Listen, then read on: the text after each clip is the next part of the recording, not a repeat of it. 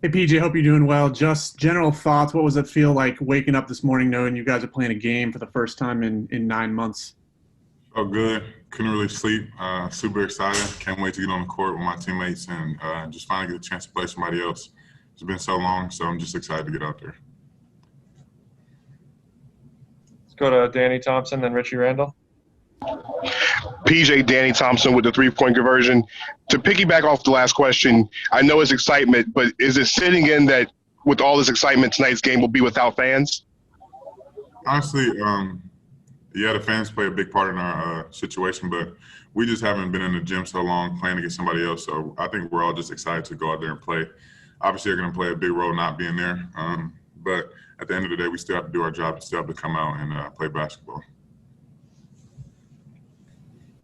Hey PJ, this is Richie of the Buzzbeat podcast. Good to see you again. Hope you're not getting sick of these questions about you playing the 5 this season. But I have a specific question about how your role changes when you play with Zeller versus not playing with Zeller. Can you talk about some of the things that might change on the offensive side of the court? Maybe do you handle the ball more? Do you set more screens? Maybe you're placed in different positions on the court if you're not playing with Zeller. How different is it? I don't think it's too much different. I just feel like when Cody's not on the court and I am the 5, I'm in a lot more ball screens. But honestly, when he's on the court, I'm in a lot of ball screens as well. So honestly, it's not too much different. It's just a little bit more activity, I would say. Thank you. Let's go to Rick Bonnell. Hey, PJ. Now that you've had a chance for a week to practice with Gordon and LaMelo, what, if anything, do you particularly notice about them that you might not have noticed from afar? LaMelo's a lot taller than what I expected. He passed the ball at a really high level. He's ready. I mean, I'm excited to play with him. He's young, but I feel like he's ready to come in and be big for us this year. And Gordon is just, he's an all-star. He makes tough shots, makes good reads, plays both ends of the floor. He's everything you want in a player like that. So I'm just excited to have a guy like that on our team this year. JB mentioned when we asked him about LaMelo, he specifically brought you up. He said, that considering the horribly truncated preseason, the absence of summer league and everything that goes with it, he said, I can only hope that he picks things up the way that PJ did last season.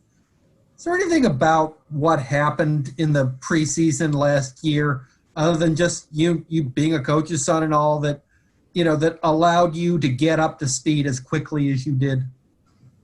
I think for me, I've always been able to adapt and adjust really fast. So it wasn't really hard for me coming from a school like Kentucky to come here and just learn the plays and learn a way to try to get and make some minutes for myself. So that was pretty easy for me. I feel like it's going to be the same for LaMelo. He asks a lot of questions. He's very engaged, and he's curious. So I feel like he's definitely in a good place right now, and I expect to see him a lot this year.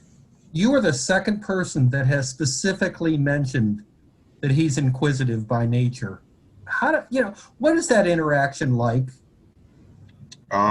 He asks a lot of questions during practice, during film. Whenever he feels like he's doing something wrong, he's always asking, what do I do here? What do I do next? Where should you be? Stuff like that. So he's trying to learn the offense, trying to learn it as best as he can. And, that's something you want to see in every rookie. So I'm excited that he's bought into the process.